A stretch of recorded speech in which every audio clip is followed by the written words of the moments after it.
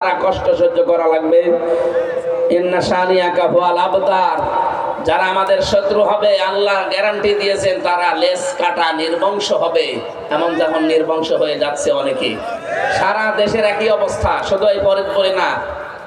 আমি বাংলাদেশের 630টা থানা আছে, কম বেশি প্রায় সব জায়গায় আমার যাওয়া হয়ে যাচ্ছে। যেখানেই যাচ্ছি দেখি জালেমদের শিকড় শেষ। শিকড় যদি কোনো জায়গায় শেষ হয়ে যায় ওখানে আরো কিছু বসবে না। ডক্টর ইলিয়াস মোল্লা হঠাৎ করে মনে হচ্ছে শিকড় কেড়ে বসে আছে না?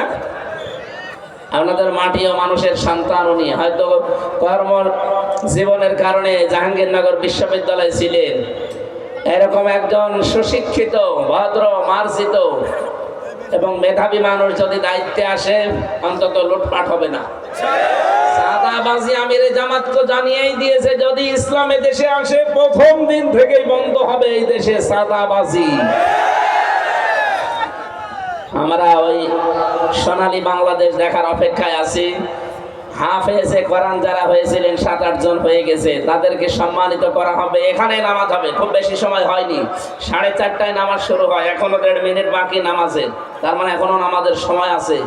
বসেন, ওনাদের কাজগুলো করে আমার রাতের বেলা ফরিদপুর শহরে আছে, নূর ফাউন্ডেশনে মাহফিল আছে। আর এই শরীরে মাহফিল করাও এখন ঠিক না, তারপরও আপনাদের দোয়া চাচ্ছি যেন আল্লাহ রাত 9টা বাজতে বাজতে আবার স্বাভাবিক করে দেন। আজকের মতো একটু শেষ করে দিলাম, আসলে হচ্ছে না, রাগারাগি